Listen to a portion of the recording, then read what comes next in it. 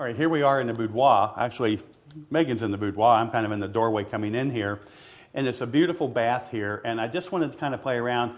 There's the bathtub behind. There's the artwork behind the subject. And I thought, well, maybe we can kind of create the same or repeat the S-curve that we have of the subject in the painting with our bride here in the foreground.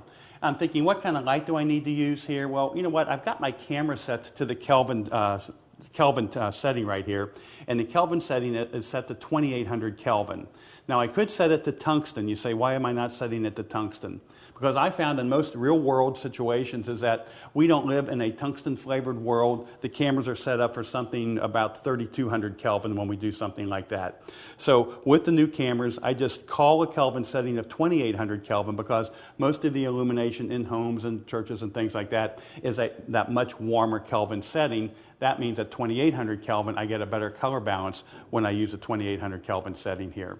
We're going to do that same thing. Since I'm working in Kelvin mode here at the 2800 Kelvin, I'm actually just going to use the vanity lights to actually illuminate my bride and give me that loop lighting pattern that we've learned so much about earlier on, and that I use in about all of my images.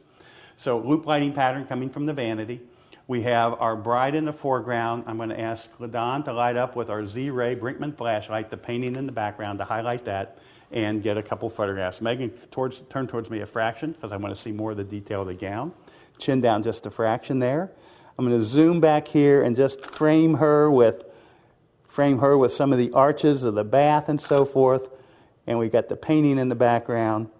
I'm thinking, do I want to bring in that light at the top? If I bring in the light at the top, what happens is that I'm picking up some of that light, that daylight coming in that back window, and I don't like that so much. So I think just right here, cropping those windows off, picking up the arches behind her. Again, good, good, good.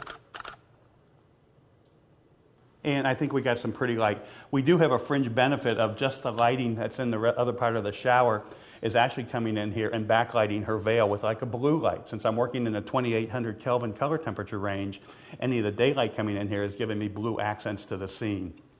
Primary illumination is all the tungsten here in the bathroom area. And I'm balanced to that, so I got nice tonality and colorations with our tungsten light illuminating the painting in the back, tungsten illumination on our bride. 2800 Kelvin gives me a neutral tone throughout, but the light coming in the back wall or the back window is giving me a nice blue kick light on the veil. So again, some pretty photographs right here in this very special room too.